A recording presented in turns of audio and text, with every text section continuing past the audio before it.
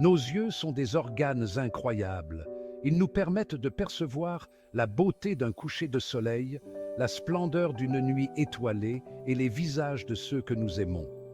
Ces sphères complexes capturent la lumière et la transforment en signaux électrochimiques. Ces signaux voyagent jusqu'à notre cerveau, où ils sont interprétés comme des images. Le premier arrêt pour la lumière qui pénètre dans l'œil est la cornée. La cornée est un dôme transparent qui recouvre l'avant de l'œil. Elle agit comme une fenêtre permettant à la lumière de passer. La cornée aide également à focaliser la lumière. En fait, c'est elle qui effectue la majeure partie du travail de focalisation de l'œil. Imaginez la cornée comme le pare-brise d'une voiture. Tout comme un pare-brise protège le conducteur du vent et des débris, la cornée protège les parties internes fragiles de votre œil.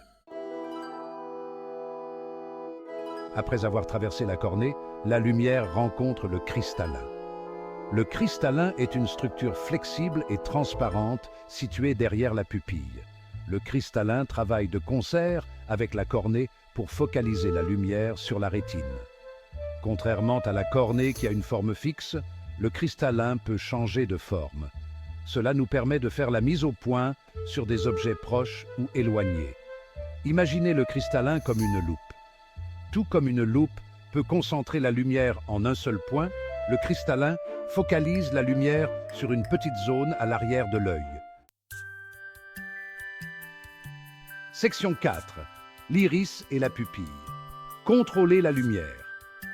L'iris, la partie colorée de l'œil, entoure le cristallin.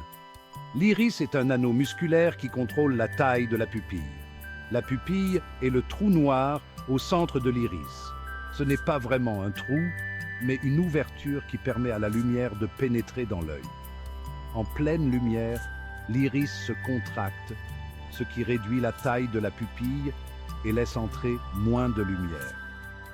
Dans la pénombre, l'iris se dilate, ce qui augmente la taille de la pupille et laisse entrer plus de lumière.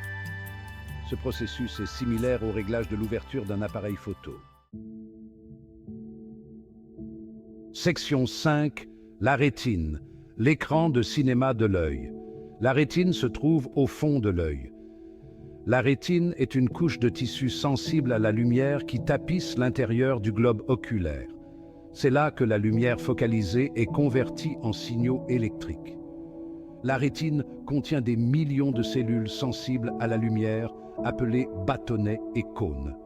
Les bâtonnets sont responsables de la vision dans des conditions de faible luminosité, tandis que les cônes sont responsables de la vision des couleurs et de l'acuité visuelle. Imaginez la rétine comme le film d'un appareil photo ancien. Tout comme le film capture une image lorsqu'il est exposé à la lumière, la rétine capture l'image formée par le cristallin. Section 6. Le nerf optique. Envoi de signaux au cerveau. Les signaux électriques générés par la rétine sont ensuite transmis au cerveau par le nerf optique. Le nerf optique est un faisceau de fibres nerveuses qui relie l'œil au cerveau. Ces signaux sont ensuite interprétés par le cerveau, qui crée les images que nous voyons. Le nerf optique est comme un câble à haut débit qui transmet les données de l'œil au cerveau. Sans le nerf optique, le cerveau ne serait pas en mesure de traiter les informations recueillies par l'œil.